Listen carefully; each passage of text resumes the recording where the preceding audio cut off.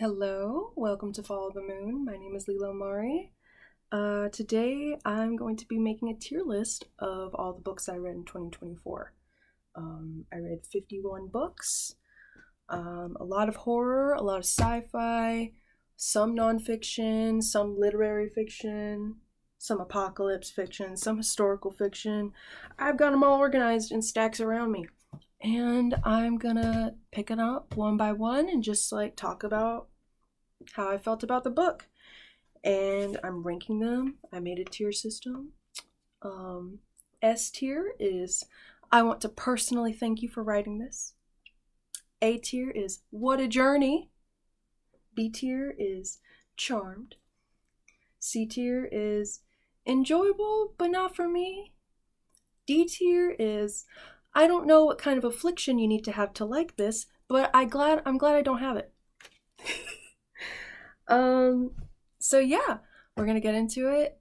I have my cat Darcy next to me out of frame, and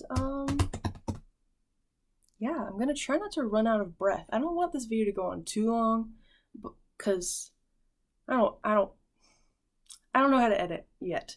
I don't want this video to go on too long, but I'm going to be breathless sometimes. I can see it already. So first up is horror. I did a lot of queer horror this year. I was very specifically interested in that. A lot of queer characters, a lot of queer themes. So first up is Carmilla by Sheridan Le Fanu. It was published in 1870 something, and it's like the original vampire before Dracula. Carmilla is like a lesbian vampire. She preys on women.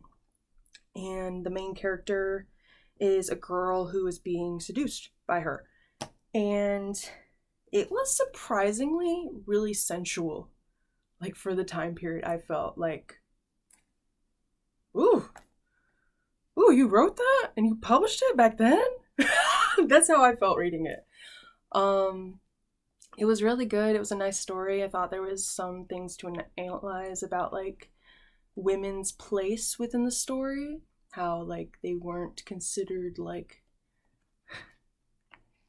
men, like, purposely didn't involve them in figuring out what was going on, and that kind of held them back in figuring out what was going on. It was really interesting for that. So, I'm gonna put it in B tier. Because I liked it. Paradise Rot by Jenny Aval.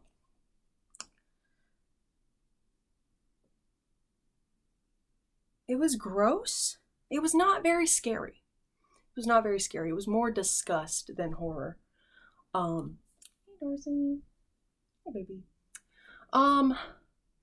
It's like, so it's written by a Norwegian author, and it's talking about, the main character is like an exchange student or an international student going to a university in a new country, and everything's weird. She's not used to it, and people are kind of treating her weird. She finds a roommate who is like, she's comforting, but she's weird. And they develop a kind of like a homoerotic relationship. And I didn't get a lot of it. There was some parts that were just like, it was a lot of poetic prose. That I didn't really get. I liked the comparison to the Garden of Eden in it, but yeah, it was cool, but it was not very scary at all. It was listed as horror, and I was like, this is not horror. B tier. Nothing But Blackened Teeth by Cassandra Caw. This lackluster, I don't know. It was like, it's based on a Japanese folklore creature or slash spirit. And it was a cool concept, but I felt like the tone was just really all over the place, and I didn't like the characters very much. So C tier. Hysteria by Ali C.A. This was wild. first story is about this woman who, like,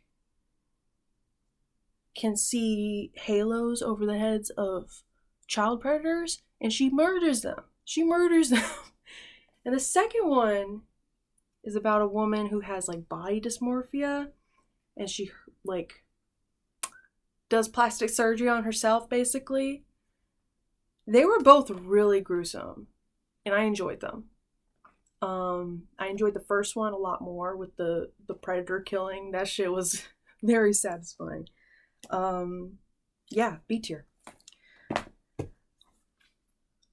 To Be Devoured by Sarah Tantlinger. This was amazing and crazy.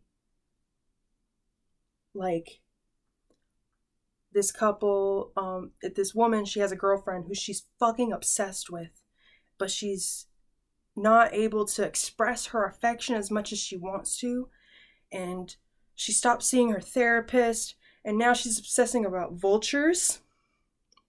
She wants to be a vulture, she wants to eat like the vultures, and it gets so disgusting and so dark, but also really deep, and I love, like, the narrator's voice, and it was just gruesome, and it's so short too. Like, it was amazing. Okay, A tier. Man. Suture by Nick Brewer. This has my heart. This has my whole heart. It was amazing. It's like, very literal metaphors for art making. Like, to make, like, to make art, you have to use your own blood, or to make videos, you have to use your own eyes. It gets extremely gory. It's very literal. There's a lot of sensory descriptions, like smell and taste, especially the smell. The smell gets to me. But there's also so much tenderness in it. It's talking about, like, how being an artist, like, affects your relationships with yourself and with others. The sacrifices that people can make for art and for their passions, for their craft. And there was a good love story in it too that made me cry. Oh my god. S tier. Now those were some good ones. This one, Our Wife's Under the Sea by Julia Armfield. I hated the experience of reading this book. I would not recommend it. I don't know why it got recommended to me. I don't know what other people got out of it, because I didn't see it. I didn't see it. It's supposed to be a cosmic horror book. There's a marine biologist. She spends 6 months on the ocean, and when she comes back to her wife, she is changing. Her body's changing, and she's acting different. The whole time, I was just hating the wife character.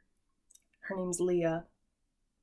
I hated her actions. I guess some people thought she was relatable. I thought she was just selfish and neglectful, and I hated reading her perspective, and I felt like this was not the story that I thought it was. Yeah, so D tier. Tender is the Flesh by Augustina Bastarrica. This is brutal. It's about cannibalism, but on a wide scale. Something happens to the animals where they can't eat animal meat anymore, so this government, like, makes it legal to eat human meat, and they mark certain humans for consumption. There are certain humans that are bred specifically for consumption, and it shows all the different ways, all of the different parts, like all the different ways that parts of a carcass or a corpse can be used, like there's animal testing, there's like leather working, there's food, of course, but there's all kinds of things. I found it very informative. I didn't like the story very much. It's comparable to like 1984 in the sense of like how depersonalized everything is, and it's like the power of speech. what words we use to describe certain things. I didn't like the story part of it, but I did find it interesting for just like perspective on all these different ways that we use animals in the modern day and how that would look when compared to a human. And I think it's, challenging your ethics. Yeah. I found it C tier. Pretty interesting, definitely, but like I just didn't like the story. Brainworms by Alison Rumfitt. I love this author.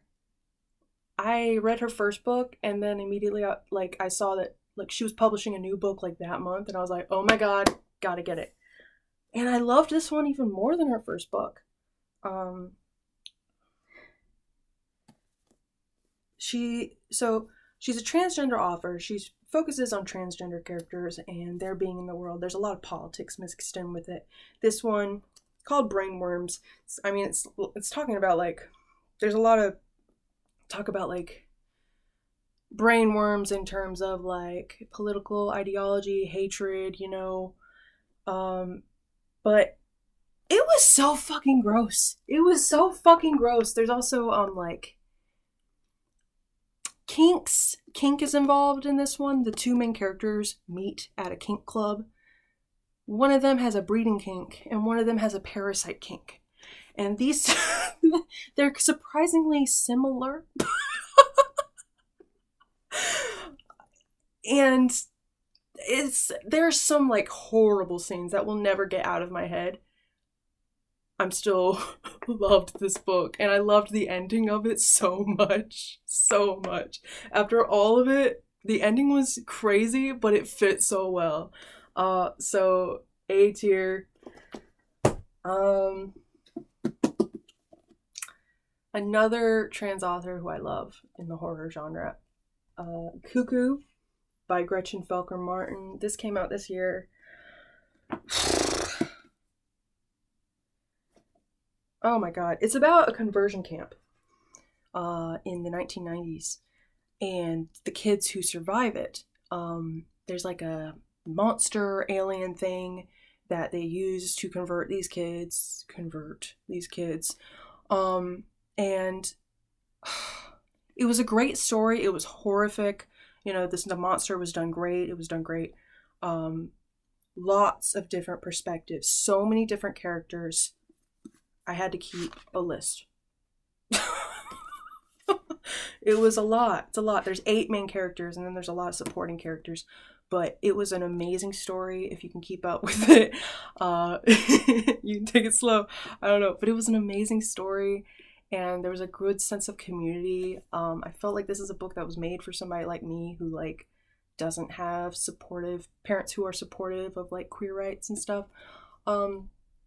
This was fantastic. Yeah, just a star in queer horror. I feel like this is S tier. Yeah. Okay. That is all the horror. We're 13 minutes in. That's all the horror. Now we're going to do nonfiction. We might as well.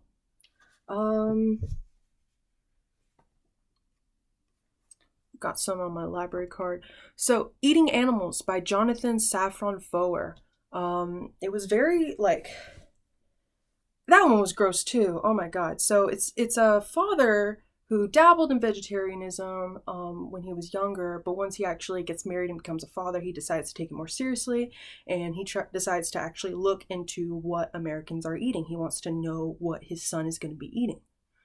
And he does some investigative journalism, he takes notes, he writes, he interviews people, and he puts together an expose on meat production in America. And it's fucking nasty. It's fucking nasty. Okay.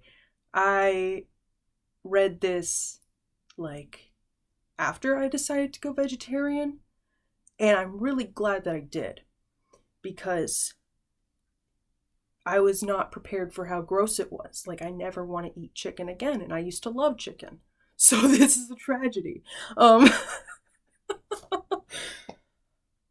But like, it was so powerful in that sense that I will rank it A tier. Yeah. Radical Hope. It's called Radical Hope. Letters of Love and Dissent in Dangerous Times. Yeah, that's what it's called. And it's a collection of letters that is edited by Caroline de Roberts. It was pretty great. It was like 300 pages of letters from like 40 different writers, reporters, journalists, Politico people, like a lot of people. It was written right after the start of Trump's first administration. And I felt like right now was a good time to read it, right before he gets in office again. It was just like a lot of reminders of like how strong we are, how things used to be like a lot harder in some aspects, but we didn't used to talk about it. There's things that are harder now, new challenges that we have to face, but that we can learn from the strength of, our elders, our ancestors, and we got this. We can figure it out. Radical Hope. I'll say B tier. Yeah, for that one. Oh my goodness. Okay. Split Tooth by Tanya Tagaq. This was a gift from a friend, and I'm so grateful. Because this was fucking fantastic. And I wouldn't have found it on my own. It's like a mixture of memoir and poetry and fiction. Like a fictionalized... there's like some moments, I guess, from the author's own life, but then there's a lot of fictionalized bits. It was incredible. She's what's important. She's a Native American woman growing up in like Arctic tundra, Nunavut. Mm-hmm. And it's cold. The weather, the seasons are extreme. There's like the summer is like the sun is always out, and in the winter there's months where there's no sun at all. And it's just very in touch with nature. It's very in touch with like intuition, in touch with like spiritual wisdom. It's so good. And I really admired like the inclusion of like her looking up to her elders and watching them just like meet the demands of life as they come, no matter how hard it is, and her like appreciation of that. I was like, wow, that is really important. That is good. Yeah, this was great. This made me want to be angrier and express it more, and just like, don't stall, don't procrastinate. I don't know. That's how it made me feel. A tier. Tender Points by Amy Berkowitz. This is like an essay / poetry collection based on the experience of fibromyalgia, which I have. So I thought getting this memoir would be like really good for me. And it did feel good. It was helpful. It made me emotional. She combines a lot of research, a lot of her own speculation about the disease, because there's not a whole lot of research. It was only discovered a few decades ago. And because it's a woman-centered disease, like they just don't put a lot of funding into research for diseases that primarily affect women. That's just how it is right now. And so there's a lot of speculation about like the intersection of capitalism and patriarchy, and like the traumas that we experience in society, the demands that are put on our bodies. She has some like helpful tips and tricks. She shares her own story. Yeah, I needed to read this. S tier.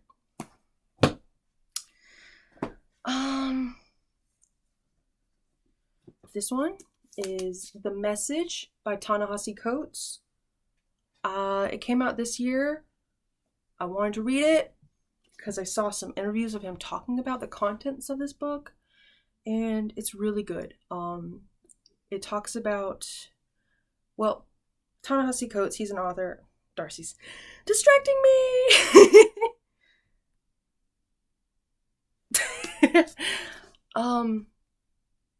So he's an African-American author. He writes a lot about racism in America. That's most of what his work has been about thus far. But he took this opportunity to visit other countries. He visited Senegal first, and then he talked about his experience also in the South, and then finally he goes to Palestine, and that's the second half of the book, is his experience in Palestine. And he connects the oppressions that Palestinians experience in Israel to what Black people experienced under Jim Crow and what Black people experienced in apartheid in South Africa. He calls it apartheid. He calls it apartheid. He calls it genocide. He calls it, yeah, it's segregation. It is segregation, the way that they have things set up. Israelis are allowed here, Palestinians are allowed here. It's not okay. And he talks just about how, like, this intellectualizing these problems kind of detaches from the morality of it all. Like, he even, like, corrects his own record of not really understanding the Palestine-Israel situation, thinking that, oh, it's complicated, I just don't know. And how this really just, it detaches from the reality of the situation, and I felt that this was really important for him to publish during this time, and I wish that more people would take it seriously. Also, just talking about, like, the stories that we tell ourselves, the stories that we grow up with, and the stories that we convince ourselves of. He makes a point of, like, even if you've been through something terrible, even if you've been through horrible oppression, you are still able to oppress others. You are. And it can be hard to grapple with that. You might feel like you can't possibly, like, what you're doing cannot be as harmful as what you experienced. But the world is complicated and humans are fallible. So, S tier. We got Yoke by Jessamine Stanley. I got this a while ago, like years ago when I first started doing yoga. Because I really liked her videos. They were very body inclusive, and disability inclusive too. And yeah, I liked her work. I like her perspective. She talks about weed. She talks about her experience with spirituality, her experience with imposter syndrome, with forming rituals. She has just, like, there's like a bunch of little essays where she focuses on, like, one thing at a time, and they're all kind of connected in a sense. Just following her, like, growth to feeling like she's standing in her power, she's standing in her experience, and, like, yeah, really good, really good. I'll say B tier. Yeah. Thick and Other Essays by Tressie McMillan Cottom. Tressie McMillan Cottom was, like, one of my favorite sociologists that I read when I was in college. And so I wanted to get this. I've read a couple of essays in this already before, but yeah, she has a powerful voice. She talks about some really important things about racism in America, about, like, misogynoir in America, misogyny against Black women. Yeah, really good, powerful. I have another book from her that I want to read, but yeah. Anyways, I'm really interested in this, like, with, like, when it comes to, like, medical racism and double standards. It's called Thick because she also talks about the experience of being a fat Black woman, and how that affects things. She talks about classism. She talks about fat phobia. She talks about a lot of stuff. She's at the intersection of many different. She talks from her own experience while also connecting it to the broader societal trends. Yeah, A tier. The 7 Necessary Sins for Women and Girls by Mona El-Tahawy. I read this recently. It is like a feminist manifesto, a global feminist manifesto. She talks about global patriarchy as an oppressor. She talks about how there's these patterns. She recognizes these patterns and she calls them out. She identifies 7 sins. She calls them sins. Let's see. What are the sins? What are the sins? Anger, attention, profanity, ambition, power, violence, and lust. These are 7 sins that are conditioned out of girls, that are punished in women, that are like unladylike, unbecoming. I don't know. These are not allowed. You're not allowed to be angry. You're not allowed to be violent. You're not allowed to be lustful. Be a good woman. Be a good girl.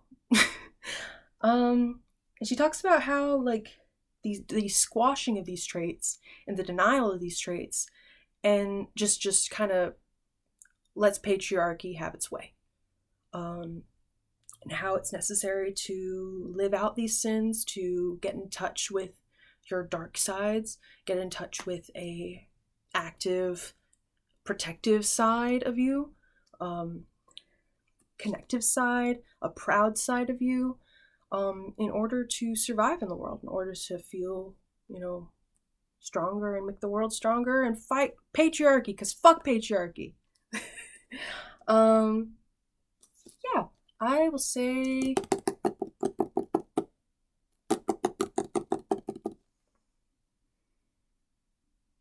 B tier. That's the nonfiction. All right. We're getting through it.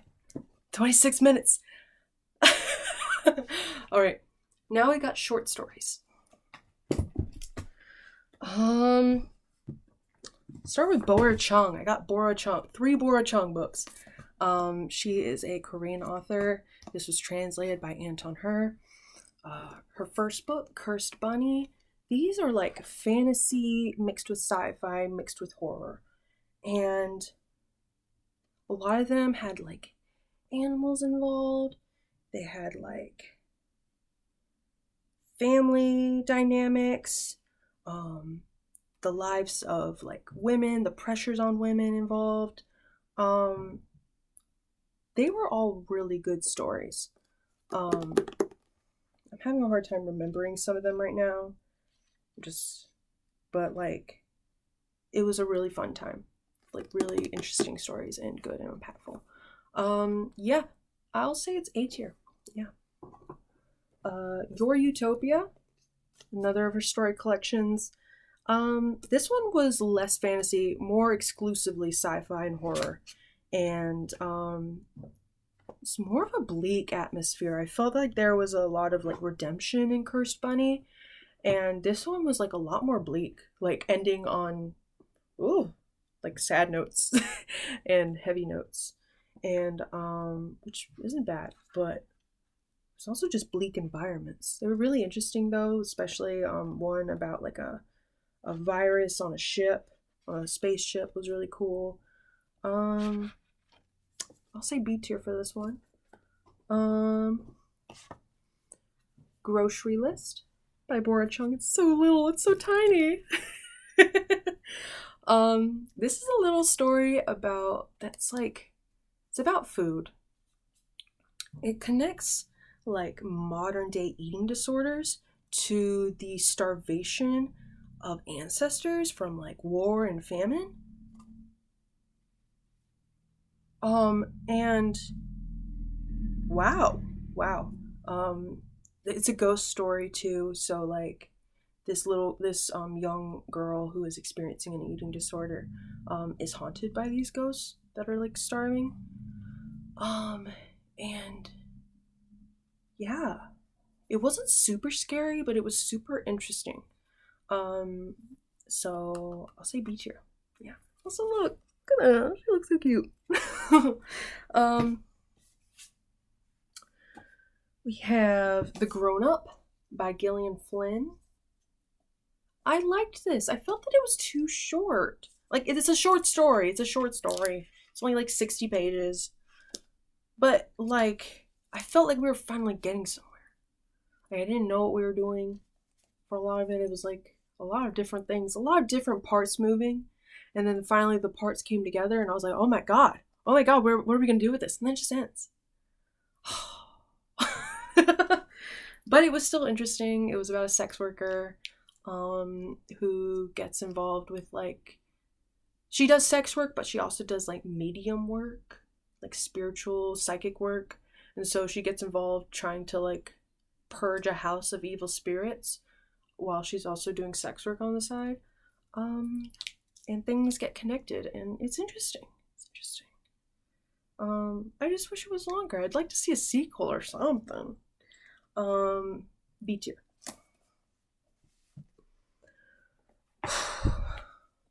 The Bloody Chamber by Angela Carter. I can see the artistic value in this, but I hated the experience of reading it. I pushed myself through it because it was deceptively short, but like the actual, like the text is really tiny.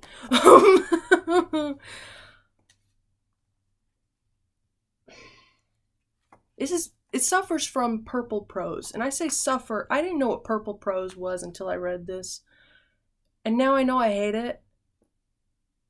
Like, there's so many adjectives, so many metaphors inside a metaphor with another few adjectives in it, that like a paragraph will be an entire page long or longer than a page long, and there's still nothing happened. No, like nothing moved in the action. You just like, it's very atmospheric. It describes the atmosphere a lot, but it's very, the movement of the stories is painfully slow. D tier.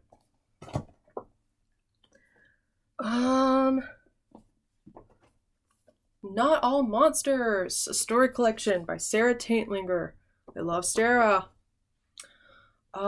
This was great. It was like a lot of different monsters, a lot of different stories, all written by women, featuring women characters. And it was, there's a lot that stand out to me. There's some like, yeah, I can't say that there was like a central theme. I guess monsters is the theme. Yeah, that's the theme, duh. Some of them like turn into creatures, some of them are creatures, some of them are just like human monsters. It was so fucking cool. Some of them were heartbreaking, some of them were so sad. But there wasn't one of them that I didn't like.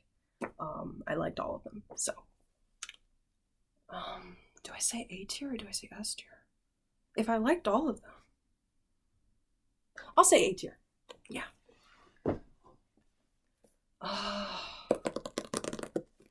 Bury Your Gaze, which is another story collection edited by Sophia Ajram.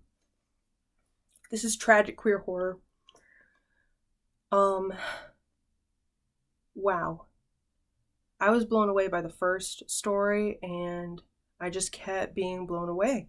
There was one story that I didn't really like. It was just like, that was supposed to be scary? What? But the rest of them were exquisite. Really just like really creative, really dark, really emotional sometimes, sad. It covered like a lot of like historical horrors, like real horrors that the LGBT community experienced, and also like modern horrors, also some sci-fi involved. It envisioned like queer bullying in the age of like in the near future, where like our social media is like even more worse than it is already. Like there's a few in here that really hit me. It was fantastic. So S tier. Bad Houses by John Elizabeth Stinson. I read their first book last year, their first book, and I really loved it. It's like one of my favorites. So I thought I might try story collection. but I found that I didn't like these as much. It's a lot more dark. It's not super dark. No, some of it's really dark. Some of it's really dark, actually. Um, just bad vibes. I mean, it's called Bad Houses. What was I expecting? What was I expecting? Was I expecting it to be a good fucking time? No. Yeah. But some of them were just particularly grim. But they were all pretty interesting. It's very absurd situations. Some fantastical elements to it, and it's definitely interesting. Entertaining. Except for one of them was not. What's it called? What's it called? Grandpa's Bag of Bubonics Brood. I hated that story. It was an uncomfortable story. Okay, I hated it. But the rest of them were pretty cool. Pretty cool. I'll say B tier. This one. Things Have Gotten Worse Since We Last Spoke and Other Misfortunes by Eric LaRocca. This is 3 stories. 1 novella, 2 short stories. I liked the novella at the beginning. It's like emails back and this is horror.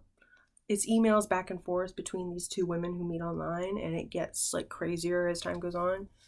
I liked it. It wasn't like the scariest thing, but I liked it. I didn't like the other 2 stories. I didn't like it. I thought it was like confusing, and I honestly I was put off sometimes by the narrator's voice. It felt like the voice of the author was coming through the characters and their dialogue, and it felt unnatural to me. I could see what was trying to happen here, and it just did not resonate with me. So C tier. We're getting through it. So that's our short stories. Historical fiction. So one of them that I read was The Glass Hotel by Emily St. John Mandel. That one, it was interesting. It was about like a Ponzi scheme, which I didn't really exactly know what it was. I still don't really know. It's about a Ponzi scheme. I don't really know what a Ponzi scheme is still. But based on like a true story about a Ponzi, like a scam artist who got caught and went to prison like a few years back, somewhere in the 2000s, I don't know. But yeah, it was really long. And it went through Emily St. John Mandel. She writes a lot of characters. She writes a lot of, they're really heartfelt, they're emotional, you get in touch with them, This was just a really long book. And because it was a Ponzi scheme, because it was financial crime, there was so many boring moments where we're just in meetings, we're doing phone calls, we're doing business. We're at these dinners, these business dinners, we're on this yacht, and yeah, it was slow paced. It was interesting. It was certainly interesting. It was a good story. But C tier, because I don't want to read about that ever again. I've read enough. It's not a fun experience to read about financial crimes. As other crimes, sure, not financial. That's boring as fuck. Okay. McLuh by Otessa Moshfegh. It's a sailor in the 1800s. He's drunk. He's an alcoholic. He wakes up in a cell and he's told that he probably murdered his best friend. And so the book is him, going in and out of soberness, in and out of consciousness, dealing with his own fucked up head, trying to figure out what happened. I kind of figured out what happened halfway through, and it was funny sometimes. It was a little goofy, but it was also pretty, like, unnecessarily offensive. There were slurs in it. There was also already some offensive terms in the beginning, but then, like, right at the end, there's the N-word. Like, you didn't have to do that right at the end, and it's, like, not even necessary to the plot. There's no... I get it's a sailor in the 1800s, so it's historically accurate for him to say the N-word. I don't care. I don't care, bro.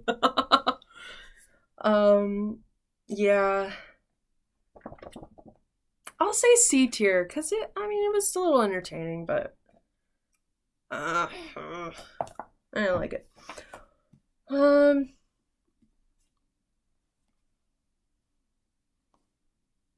No, not this one yet. Another one by Otessa Moshfegh, Latvona. This one I really liked. It's a medieval kingdom, and it follows a shepherd's, the son of a shepherd, who gets into all kinds of trouble. He gets into trouble, and then just, like, the whole thing changes. There's, like, a lord that rules over the kingdom that is, like, really greedy and corrupt. There's all these different characters, different factors going in. There's a lot of nasty shit in here, like literal shit, because it's medieval times and everyone is unsanitary and doesn't bathe, and they don't have, like, sewage systems. Yeah, it was a time. It was a time. Also, breast milk. It was nasty. It was entertaining. It was good. I enjoyed it. A tier. And then last historical fiction is The Only Harmless Great Thing by Brooke Bolander. This was really cool. It's about elephants, about radiation poisoning, about nuclear waste. How do I connect this? The Radium Girls. So, if, like, the Radium Girls who were put in a factory working with radium, and they didn't get told that they needed to have any protective gear, so they got poisoned with radium. In this alternate history, elephants are sent to also paint with the radium alongside these girls. Reject elephants from the circus. And it's based on a true story of the Radium Girls, but also of the true story of Topsy the elephant, who was electrocuted because he was, like, a violent circus elephant. And this was really sad. It was really brutal. I loved the story. I loved it. I loved the conceptualization of elephant memory. That is something that I'm, like, really interested in. New interest because of this, like the extent of elephant memory compared to the fickleness of the human mind. It's like also like it's like a story that combines, like, animal rights and workers' rights, and, like, this Radium Girl finds a friendship with the elephant, and, like, there's some, like, solidarity between them in trying to just, like, live and resist a little bit. And God, I this is a unique story, and yeah, I will say S tier because it was so incredible. I don't know if she has anything else like this. It's very special, but I loved it. What next? Speaking of elephants, The Tusks of Extinction by Ray Naylor. This one also had a lot about elephant memory. So, The Tusks of Extinction. It's about mammoths. So, in this world, so it's like a century into the future. One of the last elephant protectors, people who were fighting the poaching of elephants in Africa, one of the last protectors of elephants, she uploaded her consciousness before she died. 100 years later, the elephants are all gone, but now Russia is using DNA and cloning to bring back woolly mammoths in Russia to protect the permafrost against climate change. Okay. They put these mammoths out there, and they don't know how to survive in the wild. They don't have mammoth culture. They don't have elephant culture. They don't know what dynamics, what social roles they're supposed to play in order to survive out here. So they choose one of the elephants, the matriarch, and they put the consciousness of the elephant protector into this mammoth. And so this mammoth has the mind and the history of being a human who's protecting elephants, and she's leading these mammoths to live as she remembers the elephants doing. And it is amazing. It's amazing. She also fights poaching as a mammoth. And it was a short book. It was really interesting, and again went into elephant memory that I find really fascinating. What do I rate that one? Oh, A tier. You deserve it. What else? These Fragile Graces, This Fugitive Heart by Izzy Wasserstein. So, hold on. Okay. These Fragile Graces, This Fugitive Heart by Izzy Wasserstein. This one, so the main character is a trans woman who was part of a commune in like the near future where climate change and capitalism have, accelerated a little bit. And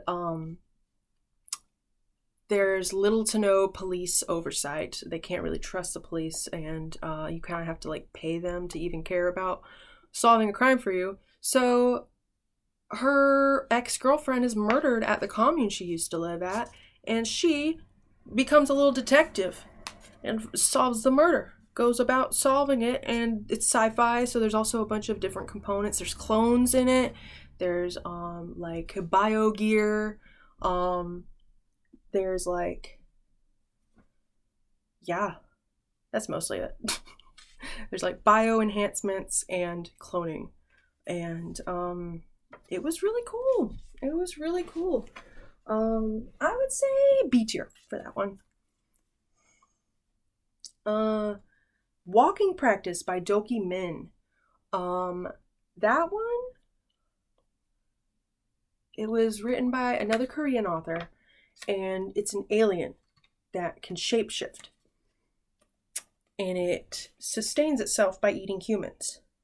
It shapeshifts into humans, and it uses dating apps to hunt them. It enjoys connection with humans, and it enjoys hooking up with humans, but it also its goal is to eat them.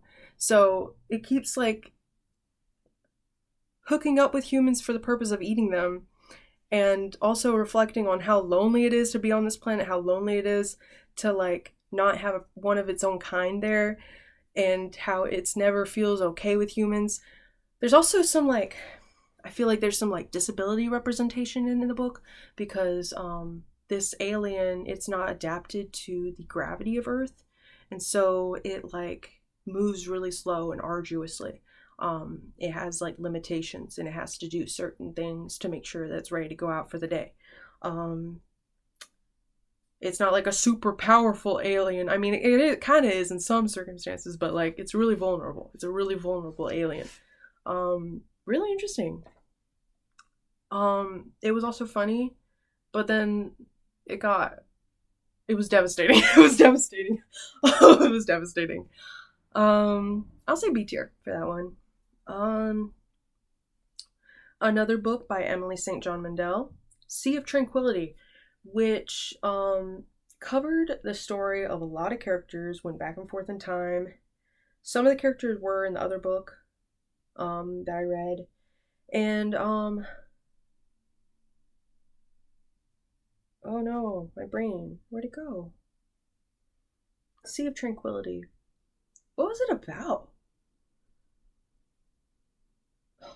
Life? I don't know. I remember there being an author in there. See, this author, Emily St. John Mandel, there's like a lot of heartfelt characters in a lot of them, but I don't remember don't remember a lot of them. I do remember enjoying that book, though. Sea of Tranquility, I do remember that. So I'm going to say B tier. Okay, more sci-fi. Toward Eternity by Anton Hur, the translator I mentioned earlier. This is his first book. It's incredible. This is your first book. What?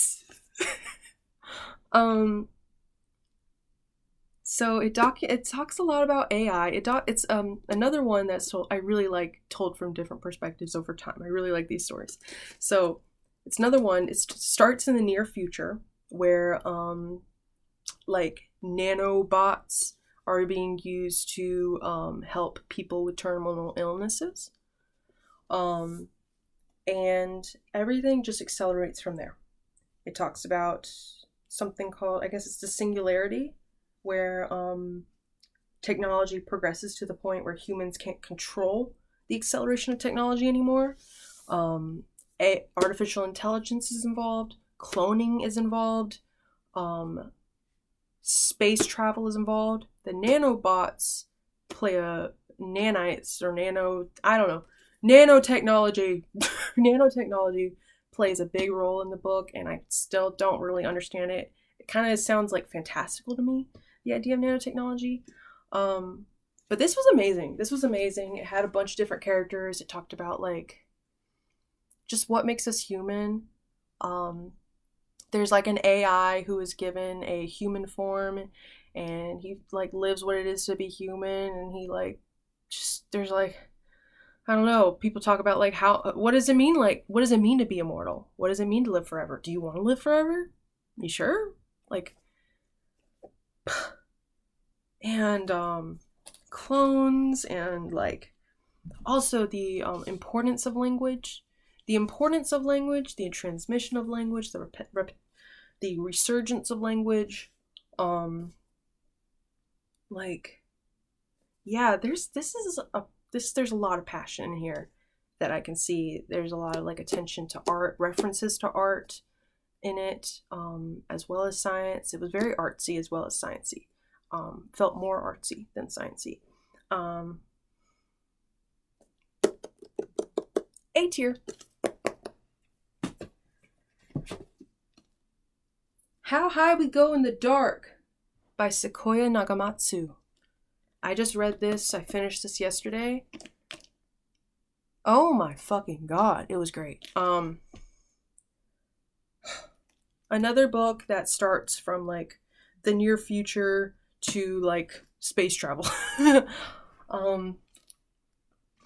But it starts with some not curing disease, but rather a new disease. The Arctic ice is melting, and underneath the ice is a frozen girl infected with a virus. And that virus travels the whole globe, and it kills a bunch of fucking people. Millions of people. So much people that it kills so many people that within a few years, the most profitable industry around the world is funeral services. And there's also not enough infrastructure to even process these bodies, to even give people proper memorials, funerals. It's very imaginative. It's very dark. There's a euthanasia roller coaster where kids who are like really sick are they're brought to this amusement park for a last good day, and then the final ride kills them. Oh my fucking god. Okay, there was a lot of fucked up shit in this. So much fucked up shit. But there's also a lot of humanness in it, a lot of like depth to the characters, a lot of interest in like how these characters are like connected, and like there's a lot that's revealed at the end that like really made it like a lot even better for me. Yeah, talking about human resilience in the face of horrible things and the ability to transform the world into something better. You know, the old world has to die for the new one to begin. Okay. A tier. Loved it. We're almost done. Literary fiction. Moro Tessa Moshfegh. Eileen. I liked it. I liked it. Eileen, she's like a socially awkward girl. No life, have an ass. Um, she spends her time taking care of her drunk father, and she's just like miserable, and she feels like she has no agency in life. It takes place in the 1960s also, so she also kind of doesn't have a whole lot of agency. But she figures it out by the end. She does get her agency by the end. It was kind of gross. It was kind of like, you don't have to like Eileen. She was not a likable character. She's purposely not a likable character. And yeah, I didn't like her, but I liked the story. It was pretty good. B tier. Another one by Otessa, My Year of Rest and Relaxation. This is another book that I hated. And also resent that it was like recommended. It's My Year of Rest and Relaxation. It's a woman who is really, really depressed, and she wants to sleep for an entire year. Okay? Sounds relatable enough, okay? But she's also filthy rich.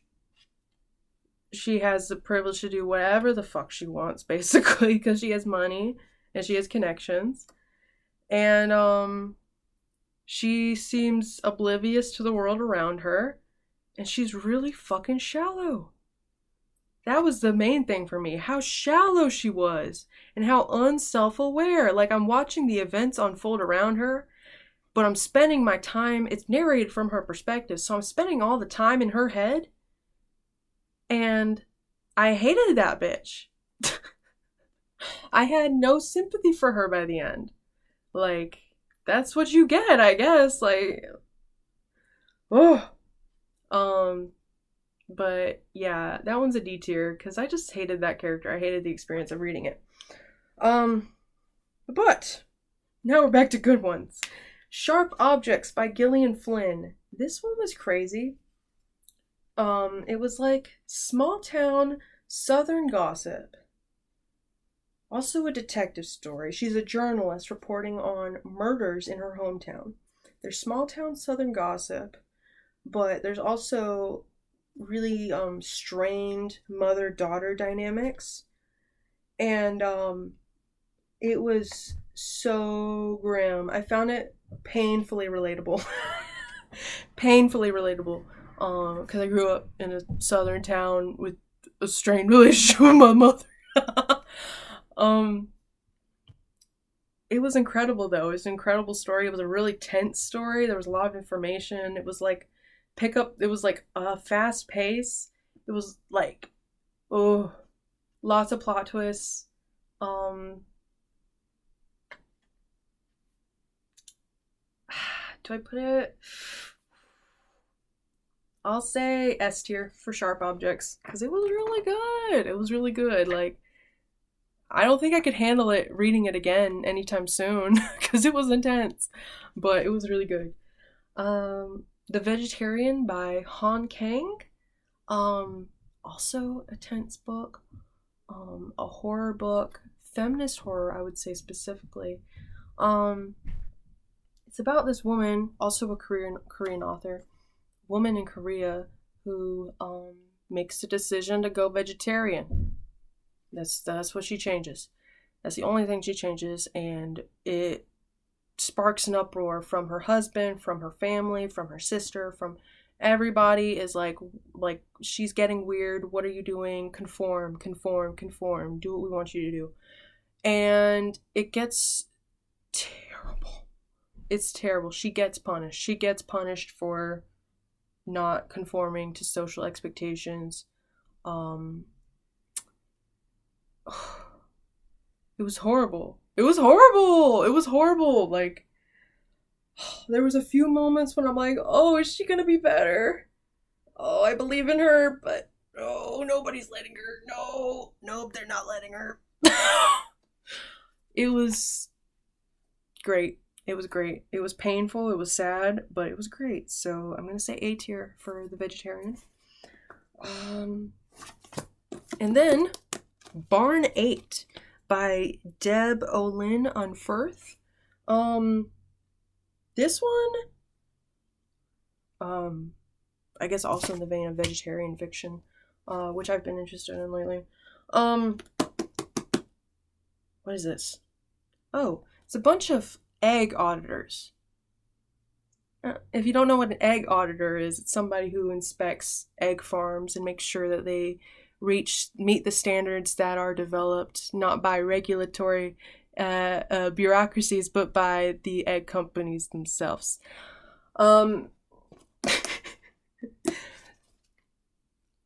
So this one is about some egg auditors who kind of revolt, and they hatch a plan to rescue 1 million chickens from an egg farm.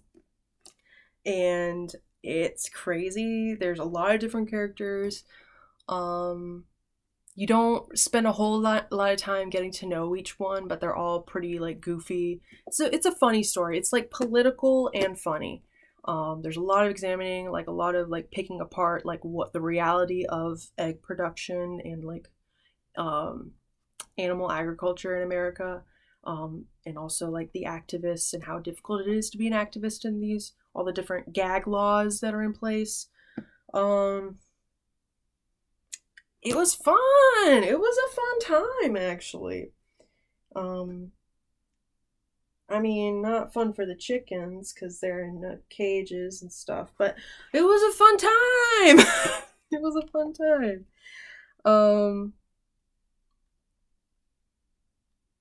Yeah, really interesting. I feel like there's like more to be said about it, but yeah, I'm gonna say B tier for Barnate. Okay. Oh, I forgot one book. I forgot a horror book. Okay. Comfort Me with Apples by Catherine M. Valente. That one was like, it was a novella. A homeowners association that's like really, really strict. Really strict about keeping everything perfect, everything nice, everything good spirits. And this wife who has been fitting into the community but is starting to like question the rules and how happy she is actually within the community, in this perfect community. It was really interesting. I kind of figured out what was happening halfway through. If you are familiar with the Bible at all, you'll probably know what's happening here in Comfort Me with Apples. But it was still a good story. It was still good. Yeah, like a combination of the story of the Bible and the story of Bluebeard. That was how I would compare it to. Specifically Genesis in the Bible. But yeah, it was cool. It was a cool little story. I'd say B tier for that one. Let's see. Apocalypse. We will end with Raining in the Apocalypse. World War Z by Max Brooks. That one was awesome. It was like, it's a zombie book. It's a World War Z. It's a zombie book. The zombie book. It's inspired by a documentary book that was done after, I think, like World War II or something. I don't know. He was inspired by like actual wars, and so he wanted to talk about like zombies as something that is like a global war, something that we are fighting against. And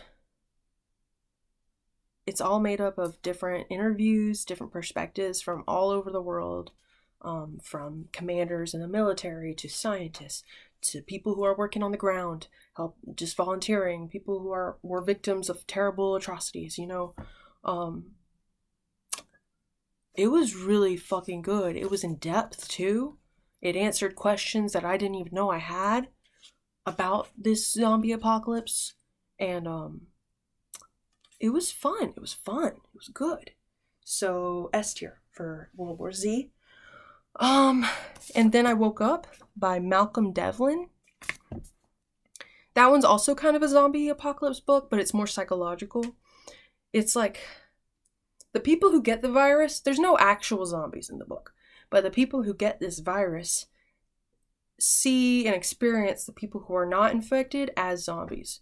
And so there's these like people who are like basically they're experiencing psychosis from an infection that makes them feel that they need to defend themselves against everybody else. And so this leads to a lot of violence, a lot of uproar. It's really interesting. It's really interesting, and it takes from the perspective of a guy who's been like living in a psychiatric hospital for a few years, and talking about his experience. And he also hatches a plan to break out with one of the girls in there. And it was interesting. I felt that it was extremely confusing in the beginning. Like, things became clear halfway through. But in the beginning, I didn't know what it was like very vague. It was extremely vague descriptions of what was happening. And I think it was purposeful. He wanted to like slowly unveil what was happening. But I found it like confusing and kind of frustrating.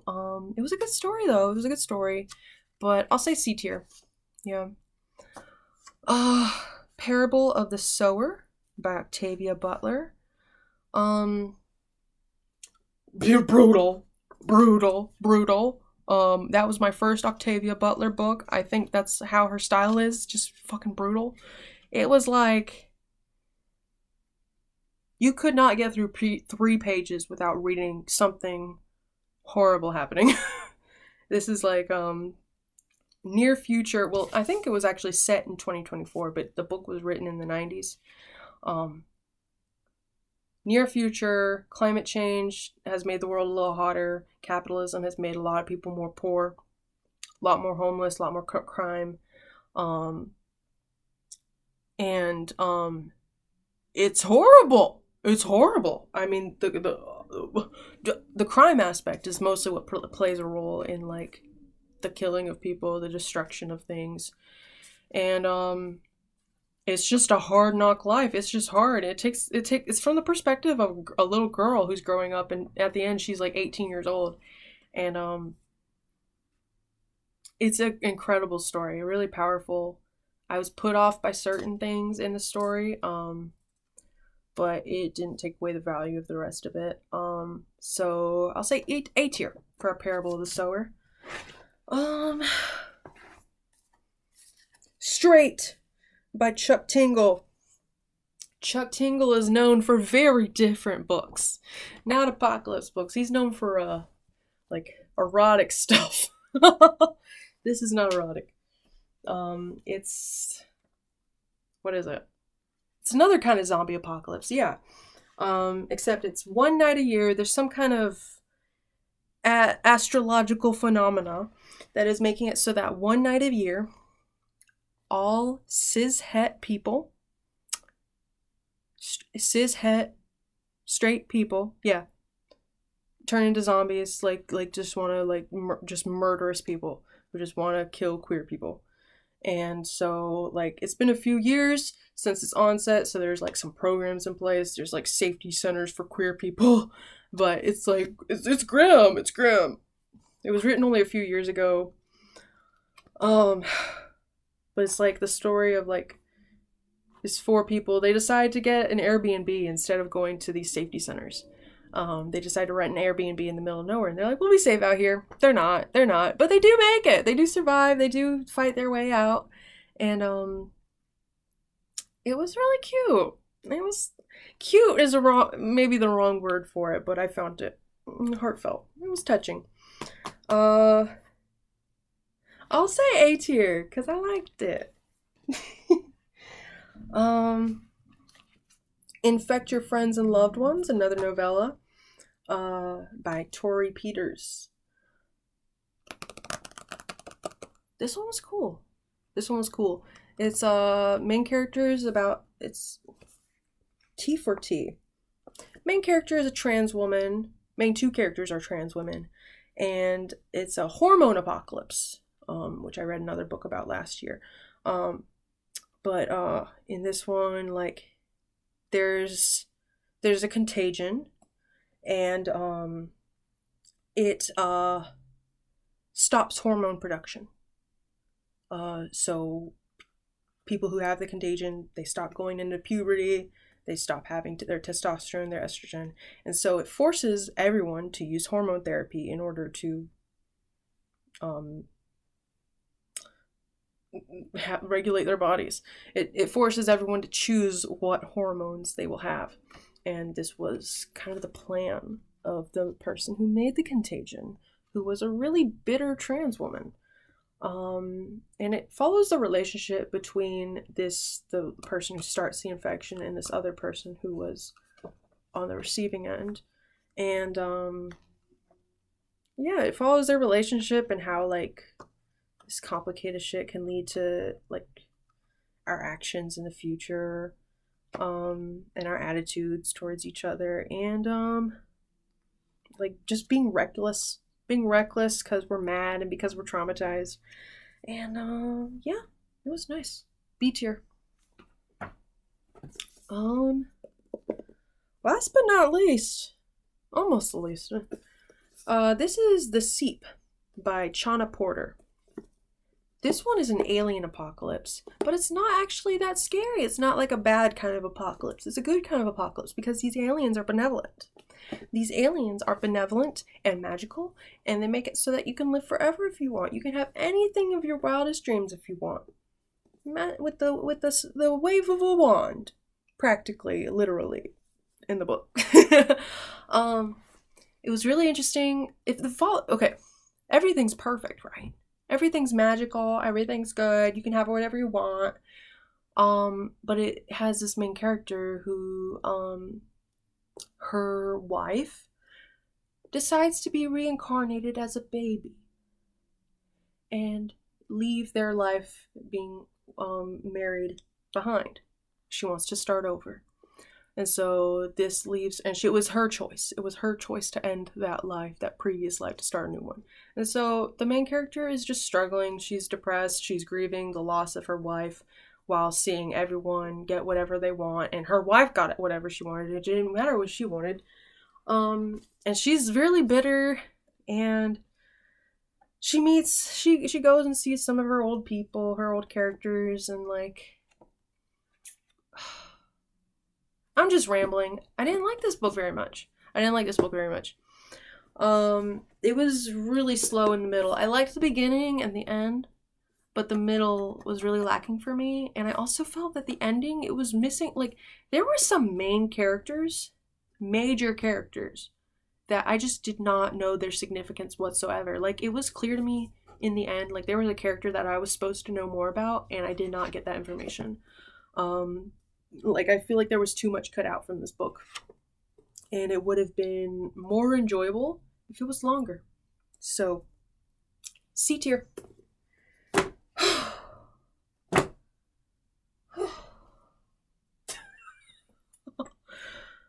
That's all my books. That's all the books I read this year. Oh my god. It took me an hour to get through it. I knew I would run out of breath. But we did it. Okay, now I get to put these back on the shelves. What was my favorites? Let's pick out my favorites.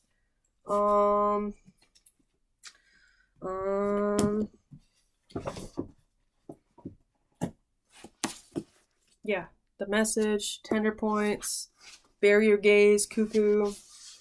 I probably ranked other ones S tier. I don't remember. Oh, did I rank this one S tier? I think I did. It's really good. This is my favorite novella, I think, of the year. But this one too. Oh. Yeah, these are my favorites.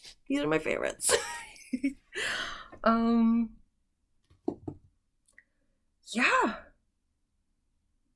I think that's about it. Thank you for watching, if you watched the whole thing. That's all the books this year. If you want to see the tier list, like the actual visual tier list of how everything looks on the ranking, you'll have to look at my blog, Substack. It's Follow the Moon at substack.com. And yeah, I plan on reading more books next year. Yeah. And hopefully learning how to edit videos. That's a goal of mine. Yeah. So that I'm not uploading an hour and a half long videos consistently. Unless y'all want that. I don't want that personally. I want to curate a little bit. But today we're just starting out, so yeah. I hope y'all have a great new year. I hope 2025 serves you well. I hope that if you feel lost in any which way, I hope that you find your way, or that you get closer to finding your way. And yeah, Happy New Year.